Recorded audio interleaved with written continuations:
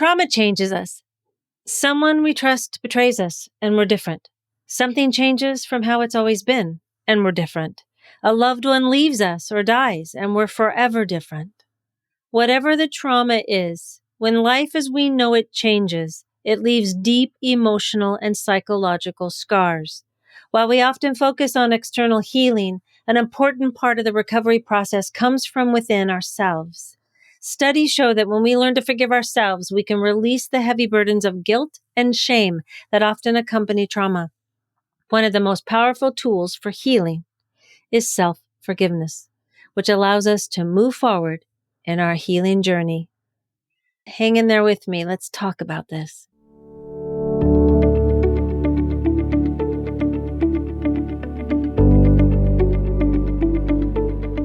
Hi, I'm Brenda Reese, freedom and forgiveness coach, and a person just like you that is learning to navigate life and all of its challenges. I teach a forgiveness process like no other.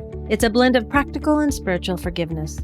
This process guides you into knowing how unforgiveness can be keeping you stuck in your relationships, both personally and professionally, and how it prevents you from releasing resentment and finding joy. Each week, I share practical and some not so practical tips, tools, and advice from myself and other people that are on this journey just like us. This is for you if you are ready to turn your pain into peace. Welcome to the Forgive Yourself podcast.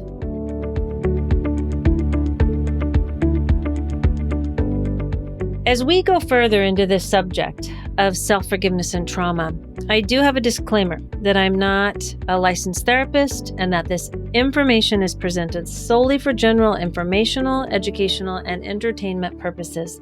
It's not intended as a substitute for the advice of a physician, professional coach, psychotherapist, or other qualified professional, diagnosis, or treatment. You should not disregard or delay obtaining medical advice or for any medical or mental health condition you may have, and should seek the assistance of your healthcare professionals for any such conditions, because I care about you. So today, I'd like to share with you a little bit about trauma and self-forgiveness. Now, trauma is a unique personal experience. It can be emotional, psychological, or physical. It might involve a significant loss, abuse, betrayal, or an event that overwhelms our capabilities. Trauma affects the brain in many ways, especially the amygdala and the hippocampus. The amygdala processes emotions, and the hippocampus is an important part for our memory. Trauma can make it hard to regulate emotions. It often leaves us in survival mode, replaying painful memories and wondering what we could have done differently, right? Any of you have that going on in our head? I should have said this, or if I would have done that, or if they said this, I would have done that, right? We all have that. The emotional aftermath of trauma plays out in so many different ways, right? It shows up as anxiety, depression, and even post-traumatic stress disorder. Those are actually many of the common responses, but there's also, it shows up as isolating ourselves, and that it shows up as a lack of motivation that we're noticing is showing up for a lot of people right now. The American Psychological Association says nearly everyone will face trauma in their lives. And a lot of people don't use the word trauma. And you've heard some people call it a big T, little t, we can use those. But trauma is anything that where we have felt violated, betrayed, and it can have us react in a way that causes us to shut down, to fight, to flee, those kind of things. Now, in this article, it was titled Stress in America 2023. The American Psychological Association says in the beginning of this article, and we'll link to this in the show notes, that the national public health emergency around COVID-19 officially ended on May 11th, 2023. That wasn't very long ago. And while the return to normal has been celebrated by many, results from the most recent Stress in America survey paint a different picture. Psychologicals with the APA say a superficial characterization of day-to-day life being more normal is obscuring the post-traumatic effects that have altered our mental and physical health. When reviewing this year's survey data, APA psychologists widely agreed there is a mounting evidence that our society is experiencing the psychological impacts of a collective trauma. The COVID-19 pandemic created a collective experience among Americans. While the early pandemic lockdowns may seem like the distant past, the aftermath remains. And that was said by Arthur C. Evans Jr., PhD, APA's Chief Executive Officer. Now, further, widespread trauma has not been limited to the pandemic. Global conflict, racism, and racial injustice, inflation, and climate-related disasters are all weighing so heavy on the collective consciousness of Americans. Now, this article that I'm talking about is named Stress in America 2023, A Nation Recovering from Collective Trauma. This examines the lasting psychological impacts of this combination of era-defining crises. An inspection of pre- and post-pandemic mental and physical health reveals signs of collective trauma among all age cohorts. Okay. Now, I just want to give you a little bit more. The data suggests, because this I found fascinating, the data suggests the long-term stress sustained since COVID-19 pandemic began has had a significant impact on well-being, evidenced by an increase in chronic illnesses, especially among those between the ages of 35 and 44, which increased from 48% reported in 2019 to 58% in 2023. The ages of 35 to 44 also experienced the highest increase in mental health diagnosis, from 31% reported in 2019 to 45% in 2023. Though adults ages 18 to 34 still reported the highest rate of mental illnesses at 50% in 2023.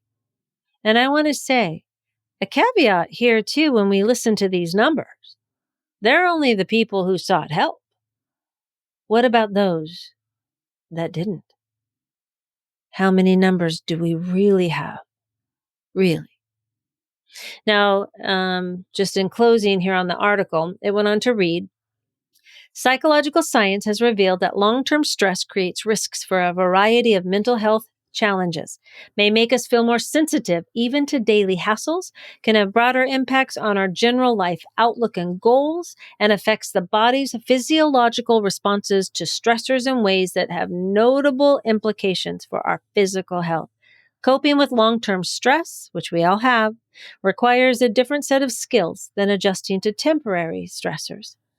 Stress puts the body on high alert, and ongoing stress can accumulate, causing inflammation, wearing on the immune system, and increasing the risk of a host of ailments, including digestive issues, heart disease, weight gain, and stroke. Evans goes on to say, we cannot ignore the fact that we have been significantly changed by the loss of more than 1 million Americans, as well as the shift in our workplaces, school systems, and culture at large. To move toward post-traumatic growth, we must first identify and understand the psychological wounds that remain. I'm so glad that they are doing studies on this and talking about it. Now, I know this was kind of heavy, yet that was important to talk about here because this is something we all need to address. We cannot ignore this. We can't Netflix it away. We can't drink it away. We can't gamble it away. And that's what we're trying to do. A lot of us are. But we're noticing with all of the shootings, with all of the divisiveness, with all of that is happening, this is why. And the more we can understand what has happened to us individually and collectively, the sooner we can support each other rather than continue to isolate and increase that division. So we all know, or most of us, I'm going to say actually we all know, that creating awareness around trauma and healing through it varies from person to person. It does look different. Yet self-forgiveness is key for all. It helps overcome the emotional fallout that comes from facing trauma. So let's chat a little bit about the individual for a moment. Individual trauma. This means you and I, right? You and I right here together. And I'd like to start with this concept of self-forgiveness. Now, self-forgiveness is not about letting ourselves off the hook for mistakes or painful choices. A big misconception is that forgiving yourself excuses bad behavior or removes responsibility. So self-forgiveness, like forgiveness, is the same in that it's not about letting people off the hook for bad behavior. Okay. The truth is that real self-forgiveness is deeply rooted in personal accountability. It's about recognizing your humanity, knowing the causes of your actions and reactions, and taking steps to grow. This is learning to go from reacting to responding. And by forgiving yourself, you break free from cycles of self-blame and you open the door to emotional healing. The root of self-forgiveness is about compassionately letting go of guilt and shame that keep us stuck in the past. Psychological research shows that self-forgiveness is complex. It has emotional, cognitive, and behavioral parts. We can authentically grow and forgive when we realize it's less about a blame game and more about acceptance and moving forward. Now, a study in the Journal of Positive Psychology also found that self-forgiveness is linked to lower anxiety, depression, and health issues. I know, we've heard about this. But this goes to show that it's important to our overall health. And I really want you to understand it. Think of someone who's under stress, like we just talked about, ages 35 to 44, 18 to 44. Think of someone in your life or maybe yourself. How are you feeling right now? Do you have some health issues? A lot of us do. How would you like to have lower anxiety? Not so much depression. And feel good. That's what makes this important. This is why self-forgiveness is important in trauma recovery. So there is a great article in the National Library of Medicine that talks about the studies on forgiveness and the effects it has on the body. So I'm going to link that to the show notes. So back to the importance of self-forgiveness and trauma recovery. Trauma often leaves us wrestling with feelings of guilt, even if the events were beyond our control. We usually, in most cases, feel guilty. We play scenarios asking like, what could I have done differently? Or was this my fault? These feelings of self-blame can become parts of our neural thinking if we don't stop them. But fires together, wires together. This makes it difficult to move forward in the healing process. Now, a study in the Journal of Clinical Psychology shows that self-forgiveness is a vital part of working through and surviving trauma. It helps reduce emotions that only add to your guilt. The science behind self-forgiveness's impact on mental health is extensive, which I'm so grateful for. There is a study written about in another article in that National Library of Medicine that found that self-forgiveness is so helpful on our mental health. It lowers anxiety and depression, like we talked about. It boosts life satisfaction and relationship. It also contributes to better stress management and increased emotional resilience. And I've talked about emotional resilience and how forgiveness is actually a key to that on other podcasts. Now, by allowing ourselves to forgive, we shift the focus from what went wrong to how can I heal and grow from this? It's this growth mindset that will empower us to move through the issues with the actual trauma and allow recovery to begin. Can you imagine going from what did I do wrong? What did they do wrong? Blame, doing the blame game to, gosh, how can I heal and grow from this? So I know, self-forgiveness can feel scary, especially when we've held on to guilt for years. Sometimes, bad as it is for us, that guilt feels like that comfy sweater we can't live without. Breaking self-forgiveness down into more manageable, actionable steps is going to help. So here are some general steps I would like to share with you to get you started. The first step is to recognize what happened and how it's affecting you. This isn't about placing blame, but about coming to terms with the reality of the situation.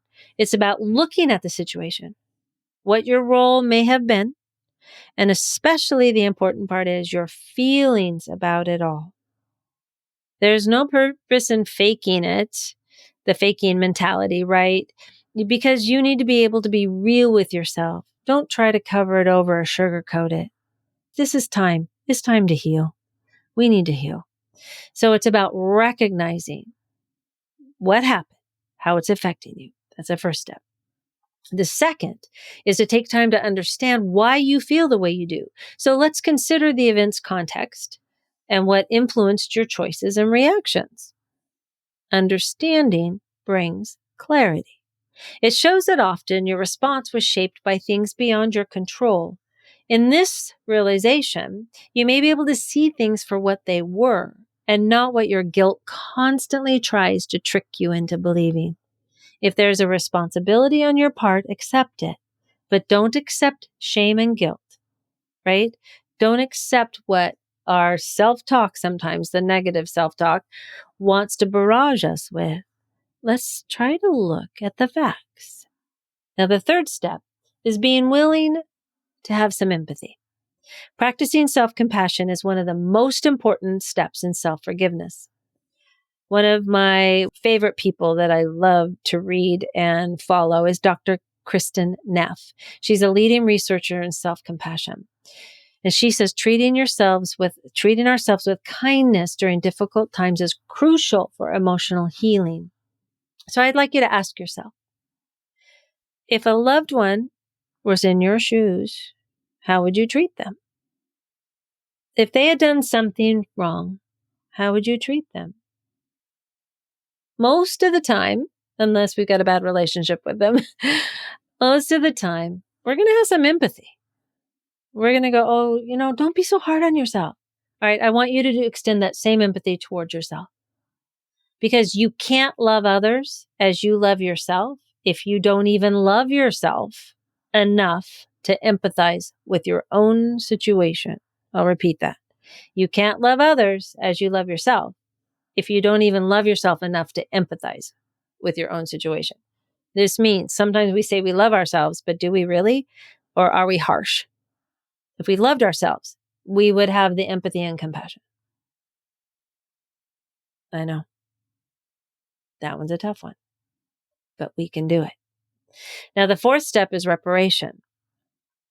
So where possible, I would like you to take steps to make amends. Now, this might involve apologizing to someone, or maybe it's to yourself. Maybe it's committing to personal growth. Maybe it's taking some steps towards some action that you're beating yourself up over. If reconciliation and amends aren't possible for someone else, focus on your internal growth. It starts with you. All forgiveness is self-forgiveness. Commit to learning from the experience and moving forward in a way that aligns with your values and love for yourself. Now, the fifth step is, you probably know this one, letting go. Now, letting go is probably the most challenging and most freeing step. Releasing the guilt and self-blame allows you to move forward with a sense of renewal. It's not about forgetting what happened, but about releasing the emotional hold it has over you. So many traumatic situations leave you feeling helpless, but letting go of the shame and guilt you may feel is a power you have, and only you have. Now, let's talk about some techniques and practices for self-forgiveness that can help you with these steps. A reminder I like to give is that self-forgiveness is a practice, not a one-time event. It requires ongoing effort and the right tools to support the journey. So here's a few tools to get you started. So first, what I'm really finding helpful, and so are my clients, is mindfulness and meditation. Now, we all have a different idea of what this means. Mindfulness allows us to observe our thoughts without judgment. If you think of it that way, it's a little challenging, but it simplifies it.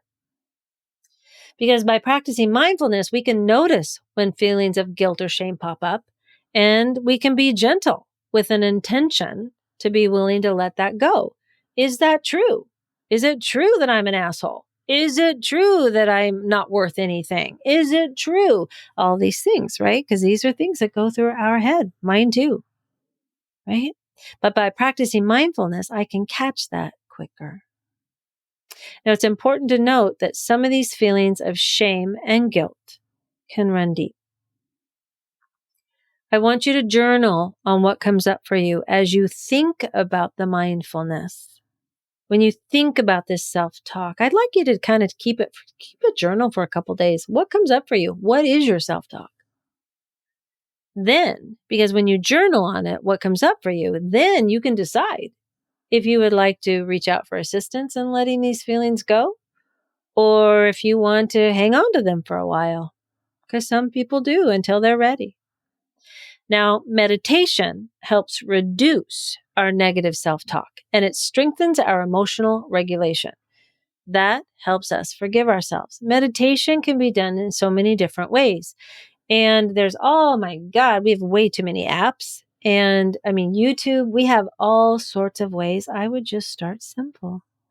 And, even counting your breath or doing the 4-count breathing, there's all sorts of ways. But even if you just take a couple minutes and give your body time with meditation, just with breathing, you can call it whatever you'd like. Oh my God, you start to feel it's amazing. I was so busy. That's my go-to, right? And we're busy because we don't want to, for me, I'm busy because I don't want to sit with my feelings. And so I was challenged to sit with my feelings, even for a couple minutes a day. Just start with a couple minutes. And as I started, it was uncomfortable, but I started to feel feelings. I started to feel deep sadness. And that's what I was afraid to feel. But you know what? It didn't last long. When I sat for a few minutes, it came up, just like little bubbles, and then it released. And I was not doing it because I was afraid I was going to get sucked into Pandora's box forever, right? But I wasn't. And that's what I want you to take away from this is sometimes it's not as scary as we think. And sometimes it does run deep and we are scared and we want somebody there by our side. And that's okay. You can ask for help. All right. The second one is journaling. Now, like I mentioned a minute ago with the shame and the guilt, writing down your thoughts and emotions can be a powerful way to process trauma and hurt. People who journal are often able to make sense of what they experienced in a more concrete way that helps them make sense of things. Studies show that this can lead to better emotional well-being, and that's what we're after. Better emotional well-being. I just wanted peace. Now, the third is therapy, asking for help, getting some guidance. There are many types of therapy that people find helpful in navigating emotions with trauma and forgiveness. Now, one of these therapies is called the cognitive behavioral therapy study, cognitive behavioral therapy. Because studies have found that this is highly effective in assisting individuals to navigate complex emotions related to trauma and forgiveness. But that doesn't work for everyone. Some individuals have found that hypnotherapy or somatic therapy has been super beneficial for them in navigating these emotions. Therapy provides a structured environment to explore self-blame, challenge negative thought patterns, and learn new ways to think about the past. Fourth is self-compassion exercises. Self-compassion isn't just an excellent idea. It's a practice with scientifically proven benefits. Dr. Kristen Neff's research shows that individuals who engage in self-compassion exercises, such as writing self-compassionate letters, experience reduced anxiety, depression, and overall emotional distress. That's kind of cool. Now, the fifth one is affirmations. Positive affirmations can help rewire negative thought patterns. Studies on the use of affirmations in trauma recovery show that repeating positive statements can shift your internal dialogue and help reinforce feelings of self-worth and self-compassion. Now, when I work with clients, and whether it's individually or through one of my online programs or my live programs, we combine all of these techniques plus others, things like worksheets and audios and other modalities, which helps dive into their story individually. so that they are able to shift that story and get to self-love and acceptance a bit smoother and a bit quicker. And I just want to add, as we close out today, that there can be some challenges to self-forgiveness. Self-forgiveness can be tricky, mainly because we don't feel we deserve it. Too often we think that if we forgive ourselves in situations, whether we are at fault for anything or not, that we're forgiving bad behavior. This can be on our part or the part of someone else's. Yet please remember this. Self-forgiveness does not mean you forget or excuse anything. It means you accept that you are a human being and can move forward in life with wisdom from all these experiences and have compassion for yourself, because you do deserve that. So if you ever feel you're not worth forgiving, think about self-compassion and mindfulness. Think of each step you forgive is progress, even when you feel you are going backwards. You're never alone in this. We all feel that way. Yet, as I share with my clients and students of my programs, we never step in the same place the same way. We are always growing. Now, you can always consider working with a forgiveness coach for some guidance on this path to building stronger relationships and resilience. I got into this work to guide others to create more awareness of themselves and to separate their beautiful innate self from who they have learned to be to survive. And in that process is learning that forgiveness is the first step toward inner peace. This allows us to strengthen our emotional well-being, which means we'll be able to cope better with whatever life throws at us in the future. A fact of life is that trauma happens. And whether it was caused by someone else or ourselves, self-forgiveness is an essential part of trauma recovery. By learning to shift the guilt and blame for others and ourselves, we open ourselves up to healing and have emotional freedom. It's hard, but it's also deeply rewarding. We weren't created to live in the shame and guilt of traumatic experiences. Self-forgiveness allows us to move forward with greater compassion, resilience, and peace. We all deserve that. And you, my friend, you deserve that. Until next time, take care.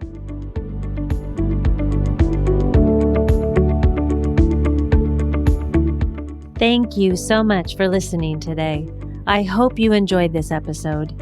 If you did enjoy it, would you do me a favor and share this episode and then follow us on your favorite podcast app so you don't miss one episode of the Forgive Yourself podcast, where every Friday you will get tips, tools, and stories so that you can turn your pain into peace. Take care.